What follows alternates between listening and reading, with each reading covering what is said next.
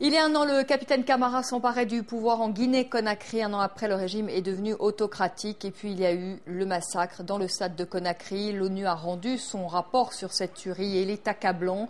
La Commission des Nations Unies qui a enquêté parle de crimes contre l'humanité. Elle met en cause directement le capitaine Moussa Dadis Camara.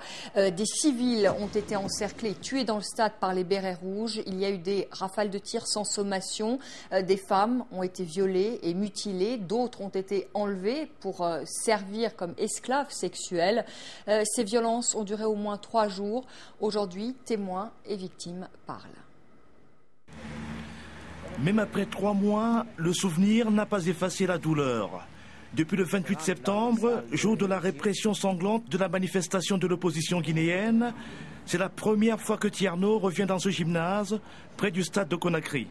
Quand je rentre ici, j'ai la mémoire qui revient en présence de ce qui s'est passé. Il y avait des tas de femmes qui étaient étalées, violées par des militaires et violées par l'arme aussi, et brûlées en ce moment. Je veux dire, c'est parce qu'il s'est nettoyé. Dans les principales cliniques de Conakry, des psychothérapeutes prennent actuellement en charge la plupart des femmes qui affirment avoir été violées par des militaires. Au centre médical mère et enfant, à quelques encablures du quartier frondeur de Bambeto, les victimes se comptent par dizaines. Elles sont partagées entre colère et indignation. Il m'a attrapé sur 3.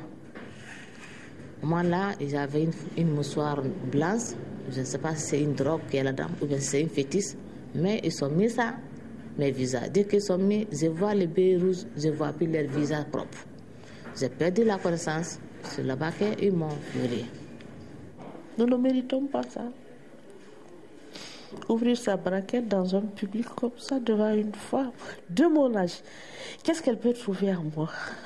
Il peut trouver en moi qu'il ne va pas trouver chez une jeune fille de 17, 25, 35, 40 ans. J'étais passé la cinquantaine. D'après l'équipe médicale, certaines femmes violées auraient même été contaminées par le virus du sida. Malheureusement, et c'est des jeunes. La première qui a été dépistée, elle n'a que 25 ans. Et elle est séropositive. Le CNDD, la junte au pouvoir en Guinée, pour sa part, réfute les accusations de viol. Les femmes se servent de ces choses-là aujourd'hui pour aller vers l'Europe, chercher des visas dans les ambassades. Hein? Donc, elles n'ont pas été violées? Mais c'est pas vrai! Mon frère, c'est pas vrai.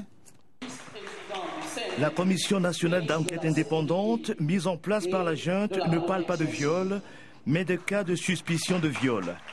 Elle affirme en avoir enregistré une 30aine.